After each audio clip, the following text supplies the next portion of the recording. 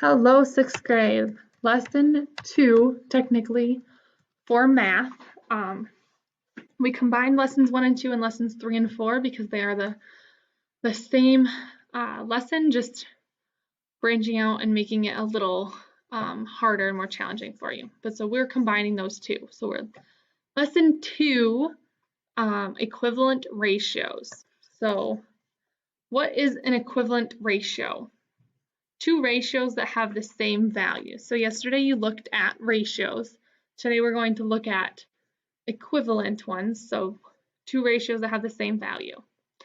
So if we have two students that have ribbon for an art project, so Shani's ribbon is 7 inches, Mel's is 3 inches. So if you were to write that as a ratio, what does it look like? Well, it's going to look 7 to 3. Why is 7 first? Because we listed Shani first on here, so that's why we listed her number first. So 7 to 3 is our ratio. Okay, so now let's put it in a chart. So Shani, 7 inches ribbon, Mel, 3 inches. So if Shani has 2 ribbons, so she has a total of 14 inches of ribbon, how much ribbon does Mel have? Well, if we know that 7 to 3 was our original ratio, and how do you get from 7 to 14? Well, you can multiply times 2. So 7 times 2 is 14. So if we do that to that, we take 3 times 2 is 6. Okay, so now we have 14 to 6. So if you divide both of those by 2, what do you get? 7 to 3. So they are equivalent ratios. Let's look at 2 more. I'm going to have you work on these on your own. So hit pause, and then when you're ready, hit play for the answers. So we get from 7 to 21 by multiplying times 3. So if we take 3 times 3, we get 9. From 7 to 28, we have to multiply by 4. So 3 times 4 is 12. So are these all equivalent ratios? Yes, because they all simplify back to that 7 to 3 that we started with, which I just told you. So they all simplify back to that first one. So let's look at a different example here. So Mason and Lainey are running laps for cross-country practice. The ratio of the number of laps Mason ran to the number of laps Lainey ran was 2 to 3. So Mason ran 2 laps, Lainey ran 3 laps. Okay, so we have 2 to 3. Now what if Mason ran 4 miles? Then how many miles did Lainey run? So over here, under Mason, you can see that we broke that 4 miles down into 2 rectangles. It's not really squares. So 2 miles and 2 miles equals 4. So if each of these over here under Lainey represents 2 miles, how many miles did Lainey run? So we have 2 here, 2 here, 2 here. So how many is that? It's going to be 6 miles. Now, like last time, how do we know if they're equivalent? Well, to get from 4 to 2, you divide by 2. If you divide 6 by 3, or 2, do you get 3? You do. So we know they are equivalent ratios. Okay, what about another example? So we have Josie. She's taking a multiple choice vocabulary test. I don't like tests.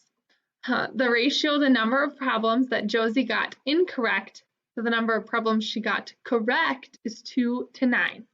Okay, so 2 incorrect problems for every 9 correct problems. So if she missed 8 questions, how many questions did she get correct? That's the question we're trying to answer. So let's draw out first just pictures to represent our first ratio. So she got 2 incorrect for every 9 she got correct. Okay? So if now we look at our question, she missed 8 questions. How many questions did she get correct?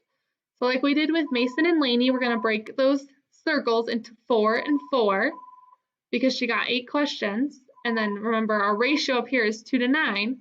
So for every 2, she gets 9 correct. So here we have 4 and 4, which represents a total of 8 questions incorrect.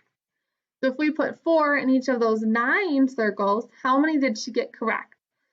So let's count. We have 4 times 9, or you can add all those up. So you're going to get what? 36. 36 correct. So let's check that like we did with the last one. We divide 36 by 9, what do we get? 4. And if we divide 8 by, oops, sorry, hold on.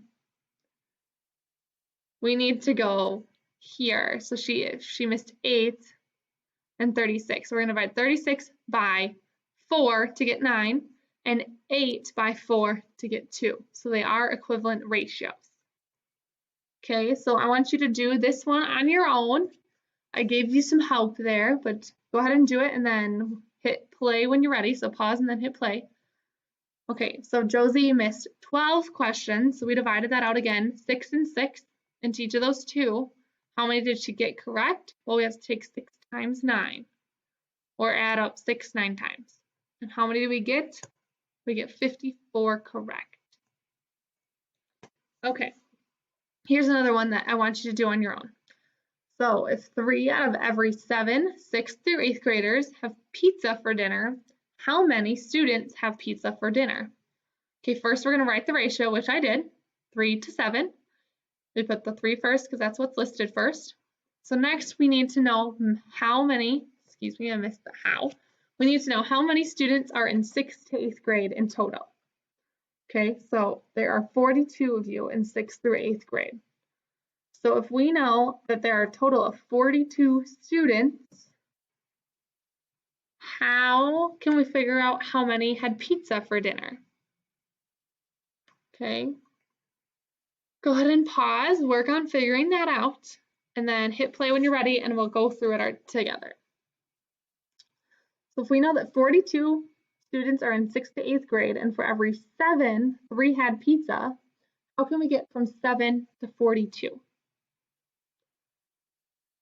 Well, we can divide 42 by 7, which gives us 6. So then if we know that we need to do this operation over here 6 times, we can take 3 times 6, which gives us 18, to see how many kids had pizza for dinner. Or we can write it out like we did here before, okay? So if for every 7, 3 had pizza, we have 1, 2, 3, 3, 3, 3, 3, 3, 6 times. So if we would add all those up, or if you just multiply 3 times 6, we get 18 students that had pizza. And again, you can check, but we know it's equivalent because of how we got to the answer. So 18 to 42 is going to be our ratio. And then they're equivalent.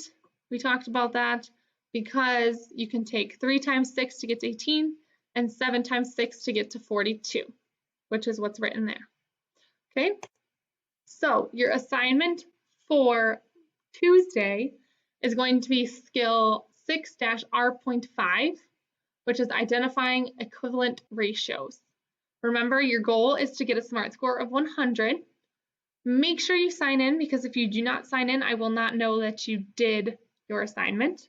And if you want more practice before you go to IXL or you're just still struggling on IXL, let me know and I will get you something, okay?